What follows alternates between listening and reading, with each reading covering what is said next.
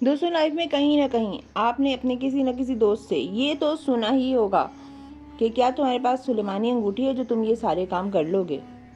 ऐसे काम जो होना काफ़ी इम्पॉसिबल होता है, उसके लिए ये वर्ड यूज़ किया जाता है। लेकिन आपने कभी सोचा कि सुलेमानी अंगूठी अगर है क्या?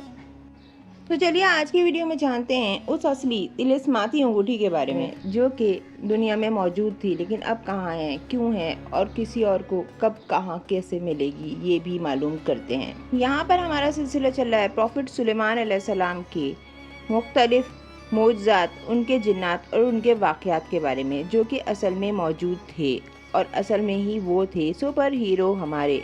तो दोस्तों, बात यह है कि प्रॉफिट दाऊद अलैहिस्सलाम अल्लाह ताला के एक बरगज़ीदा नबी थे और उनके बेटे थे हज़रत सुलेमान अलैहिस्सलाम। तो प्रॉफिट दाऊद अलैहिस्सलाम की सल्तनत भी बहुत ही ज़्यादा वसी और बहुत सारे तिलिस्मात उनके पास भी मौजूद थे। लेकिन हज़रत सुलेमान अलैहिस्सलाम के वाक़यात में ये सब कुछ इसलिए बहुत ही ज़्यादा इम्पॉर्टेंस रखता है कि उन्होंने अल्लाह ताला से ये दुआ मांगी थी कि या अल्लाह ताला, मुझे वो सल्तनत अता फरमा जो ना ही तो मुझसे पहले और ना ही मेरे बाद किसी को मिलेगी। तो उस पर अल्लाह ताला ने उनकी इस दुआ को कबूल करते हुए जिन्नात से लेके चरिंद परिंद हवा और सभी कुछ उनके ताबे कर दिया था। तो यहाँ पर जो वाक़या हम बयान कर रहे हैं वो है उनकी तिलिस्माती अंगूठी के बारे में। वो अंगूठी जिसके बारे में कहा जाता है कि इसी अंगूठी के ज़रिए वो पूरी दुनिया पर हुकूमत करते थे, लेकिन ऐसा कुछ है नहीं क्योंकि अल्लाह ताला के ही करम की वजह से उनकी हुकूमत इस पूरी दुनिया पर कायम थी और सारे ही जानदारों पर कायम थी। लेकिन वो अंगूठी भी बहुत ही जादुई थी और जिसमें बहुत सारे तिलिस्मात मौजूद थे। तो होता कुछ ये है कि अंगूठी पड़ जाती है एक शैतान के हाथों, लेकिन क्यों ऐसा होता ही क्यों है? तो अल्लाह ताला आजमाता है सारे ही इंसानों को और उसने अपने नबियों को भी आजमाया है, तो ये उनकी एक आजमाइश होती है। तो प्रॉफिट सुलेमान अलैहिस्सलाम को बहुत ही कम उम्र में बादशाहत और नबूवत अता होती है। मतलब कि आप जानवरों से बातें कर सकते थे, आपका तख़्त हवा में उड़ता था, उनके पास उड़ने वाले घोड़े भी मौजूद थे और साथ ही मौजूद थी तिलिस्माती अंगूठी और बहुत कुछ। तो प्रॉफिट सुलेमान अलैहिस्सलाम के जिन्होंने बहुत सारे काम किए हैं, यहाँ तक कि कहा जाता है कि मस्जिद अक्सा की तामीर भी उन्होंने ही की है और 300 कुएँ जिसका कि जिक्र आगे आएगा, हो सकता है इस वीडियो में या किसी और वीडियो में। देखते हैं वीडियो की लेंथ कितनी आगे तक जाती है, तो फिर हम आगे भी बयान करेंगे उनके जिनों के मौजज़ात को। कुरान करीम में अल्लाह ताला ने फरमाया है कि और हमने सुलेमान की आजमाइश की और उनके तख़्त पर एक जिस्म डाल दिया। उलमा और मुफस्सिरीन की राय के मुताबिक अल्लाह ताला ने जब हज़रत सुलेमान अलैहिस्सलाम की आजमाइश की तो उनके तख़्त पर एक शैतान या एक जिन को बराजमान कर दिया और कुछ अरसे के लिए उनसे हुकूमत और ताकत छीन ली गई। तो दोस्तों, वाक़या यहाँ से स्टार्ट होता है कि एक जजीरे में वाक़े एक मुल्क पे हज़रत सुलेमान अलैहिस्सलाम ने हमला किया क्योंकि वहाँ का बादशाह काफिर था। वो हज़रत सुलेमान अलैहिस्सलाम की बादशाहत और उनकी सल्तनत देखकर इस कदर डर गया कि फ़ौरन ही मुसलमान हो गया और यहाँ तक कि उसने अपनी बेटी का निकाह भी उनसे कर दिया, या कहीं कहीं ये बताते हैं कि वो बादशाह को कत्ल कर दिया गया था। बहरहाल हज़रत सुलेमान अलैहिस्सलाम का निकाह होता है बादशाह की बेटी के साथ। वो यहाँ पर आती है इनके दायरे हुकूमत में और बहुत ही ज़्यादा आबदीदा और रंजीदा हो जाती है अपने वालिद को याद कर कर के। तो यहाँ पर प्रॉफिट सुलेमान अलैहिस्सलाम अपने जिन्नात को हुक्म देते हैं कि उसके वालिद का एक मुजस्समा बना दिया जाए ताकि शहज़ादी उसको देखे और देख देख कर फिर अपने वालिद की कमी को महसूस ना करे और उदास ना रहे। पर यहाँ से कहानी होती है चेंज, क्योंकि वो शहज़ादी आई होती है बुतों की परस्तिश करते हुए। तो होते होते हज़रत सुलेमान अलैहिस्सलाम के महल में ही उस बुत की पूजा शुरू हो जाती है, क्योंकि शहज़ादी के साथ जितनी भी कनीज़ें आई होती हैं वो भी बुतों की पूजा करना ही चाहती हैं। तो उस टाइम पे ये कहा जाता था कि जो नहीं दिखाई देता तो वो खुदा, मतलब खुदा की कोई तस्वीर होनी ही चाहिए। ये तो वो लोग अपने हिसाब से अपने खुदाओं के बुत या कोई तस्वीर वगैरह बनाकर उसको पूजा करते थे। तो इसी तरीके से वो अपने वालिद की तस्वीर को भी पूजना शुरू कर देती है, बादशाह की तस्वीर को और उसकी सारी कनीज़ें भी। और छुपाई की तरीके से प्रॉफिट सुलेमान अलैहिस्सलाम के महल में ही ऐसी बुत परस्तिश शुरू हो जाती है जिसका कि इल्म उन्हें नहीं होता है। ये बुत परस्ती कहा जाता है कि 40 दिन तक उनके महल में जारी रही। आखिर हज़रत सुलेमान अलैहिस्सलाम का वज़ीर जिन, जिसका नाम आसिफ था, कि जो ملکہ بلقیس کا تخت بھی پلک جھپکتے میں لے کر آ گیا تھا، اور وہ حضرت سلیمان علیہ السلام کا خاص جن بھی تھا، تو اسے اس بات کا علم ہوتا ہے اور وہ پروفٹ سلیمان علیہ السلام کو اس کے بارے میں بتاتے ہیں۔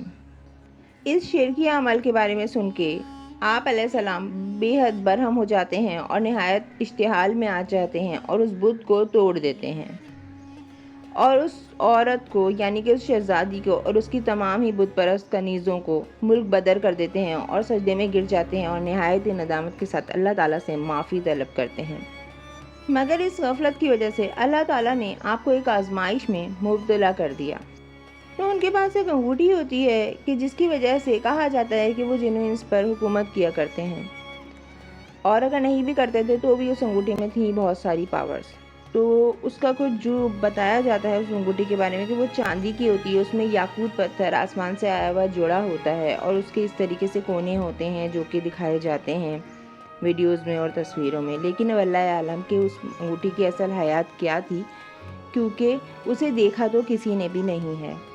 تو یہ انگوٹھی حضرت سلیمان علیہ السلام کی نبوت اور حکمت کی علامت تھی، اور کہا جاتا ہے کہ اس پر اسم اعظم لکھا ہوا تھا اور حضرت محمد صلی اللہ علیہ وآلہ وسلم کا نام بھی لکھا ہوا تھا، جو کہ ہیں ہمارے آخری پیارے نبی۔